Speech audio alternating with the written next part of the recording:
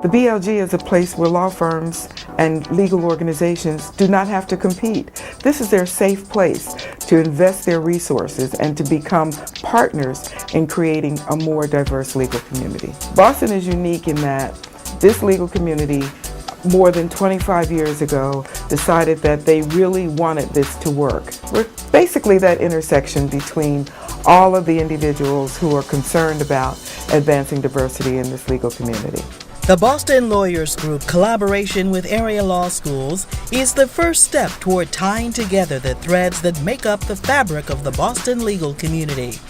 Partnering with institutions like New England Law Boston exposes law students of color to a community that has made a special effort to achieve diversity. Diversity is an important part not only of our mission and the Boston Lawyers Group, but I think most of the businesses and law firms of the city understand that it's important to them as well. This school was founded as a school for women in 1908. Founded with a mission to provide a top-notch law school education for women and people of color when other schools would not admit them, New England Law Boston continues its efforts to promote diversity. We try and attract the best diverse group of students we possibly can through offers of scholarship money. Our entering class the past year was 32% from ethnic minority backgrounds, and I think that's a very respectable percentage. Justice O'Connor in that picture was helping us with our 100th anniversary celebration. Through internal efforts at New England Law Boston and partner programs like the Boston Lawyers Group, O'Brien says students are made to feel welcome in this city. The opportunity in this setting is entry into the profession. The people who come to law school, they have in mind certain dreams, and in order to achieve that dream, they have to first be able to successfully study, but they have to also think that there's going to be some kind of rewarding employment that drew them to law school in the first place. So making sure that we find those opportunities for our graduates is important to us, and that's where we think the Boston Lawyers Group is particularly helpful. Manish Mathur came to New England Law Boston from Maryland with great expectations. It's really inspiring to come here and meet all these people who are so accomplished, especially, the South Asian community with the South Asian Bar Association. A lot of the attorneys I've met are really accomplished. It's great to know that they're out there to be a mentor or a reference or a connection. I definitely can see myself practicing here and making a life for myself here, both professionally and personally. Shortly after graduating from Harvard Law School, Pamela Everhart began her legal career at Ropes & Gray. In fact, I was the only African American who started at Ropes & Gray in 1990. So the Boston Law Firm Group was really a community for me, a way that I could engage and interact with other folks who looked like me, an opportunity to exchange ideas, to get some feedback on things, and it was just a safe place to be.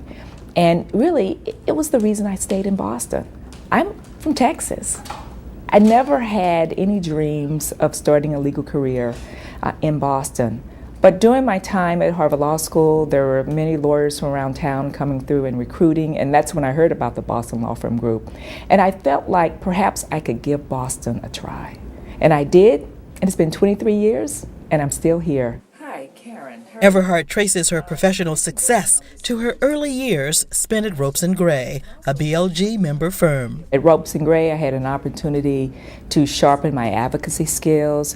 And also, I'm a tax lawyer, so I had to take a lot of very complex information, synthesize it, analyze it, and figure out a way to communicate it very simply so that our clients could understand. Next week I'm going to one of our clients and we want to give them a Washington update. I then moved to my current employer, Fidelity Investments. I started off in our legal department. I worked there for almost 9 years. Then I moved over to our compliance department, once again building on my legal career, and now I'm in the public policy group, where I'm really using my skills to educate lawmakers on the Hill and get them to understand sort of Main Street. Through her unique career path, Everhart has chosen to contribute to the city by using her legal knowledge and advocacy skills on behalf of numerous boards and organizations. I've also been involved in the Massachusetts Black Lawyers Association and also the Women's Law Association. That gives me an opportunity to interact with people who look like me, to think about issues of people in the community, and then offer our talent and our treasures to help them sort of move the ball along and make a difference in their lives. I was negotiating a lease the other day. It's been, I said to the guy across the table, you know, it has been 15 years since I was an associate, a junior associate at Hill & Barlow, that I negotiated a lease. But I didn't forget that I'm going to get that subordination non-discrimination agreement in this lease. So don't think you're going to trick me. It was a very funny moment. Now CEO at the American Red Cross, it was pro bono work and public interest law that Jared Barrios dreamed about while working summers in Boston after graduating law school in D.C. We had the National Grid call. It was that summer I was at Mintz Levin. They did an event for all the summer associates of color around Boston law firms, and I'm sad to say it wasn't a whole lot of us, 25, 30 of us. And it was a discussion about what Boston could mean for us. And it got me thinking, because I'd spent that summer doing voting rights. I was starting to put roots down here. And I said to myself, you know, I want to give Boston a chance. And it was kind of the law firm group that catalyzed for me that, you know, it wasn't just about where I worked, it was about where I lived and where I committed. Barrios notes that the friendships and connections he developed through the Boston Lawyers Group have been utilized over the years and remain intact today. I used that network sooner than most people did. You see, when you run for office, you got to raise money. And I was the first Latino elected to the House of Representatives, and I raised more money than anybody thought I could. A few of us, I'm part of a group called the Latino Legacy Fund.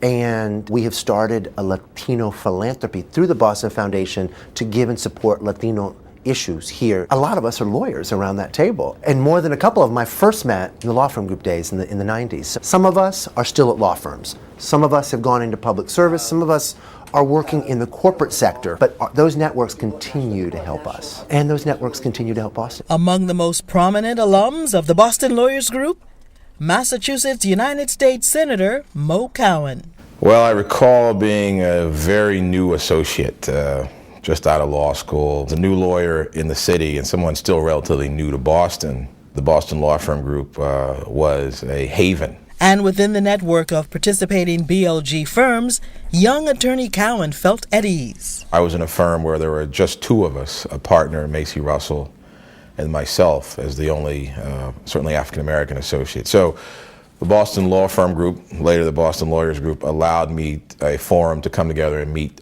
other lawyers of color, but also to interact and network with senior lawyers, not just the senior lawyers of color, but senior lawyers in the majority, if you will.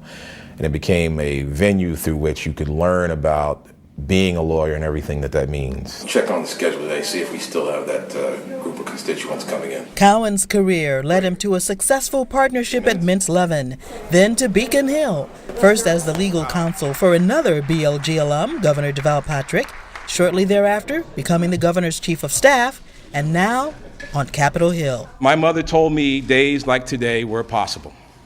If you work hard and treat people with respect, there's very little you cannot achieve in this great nation. Well, I never thought I'd be in the United States Senate, for sure. But I had a feeling early on through my interaction with the Boston Lawyers Group, I had a sense I was learning a lot about the profession, how to be a professional, and learning about how to contribute to this city and this region beyond just your day job, as you say. Many of the people, not surprisingly, associated with the Boston Lawyers Group were civic leaders in addition to being business leaders. And I learned a lot about how one can maximize their personal and professional well-being by contributing not just in the workplace, but in the broader community, and learned about the role of being a citizen lawyer through the Boston Lawyers Group. I think all those things put me on the pathway where I am today. Boston can boast of some success, with a number of attorneys of color advancing to top partnerships in downtown firms. But Carolyn Golden Hepsgaard sees success measured in another way. Retaining lawyers who are willing to stay and invest in a better Boston is also a victory for the Boston Lawyers Group and the entities that support its mission. One of the things that I think is very important is that talent that comes to Boston looks at the big picture. And the big picture is advancing diversity in Boston's legal community. If you choose to stay in a law firm and practice law, if you go to a corporate law office, or if you go to a government agency, that's wonderful. But most important, we want you to stay in this community with your legal talent. You are still a part of the changed landscape for Boston's legal community, and that's the most important part of this process.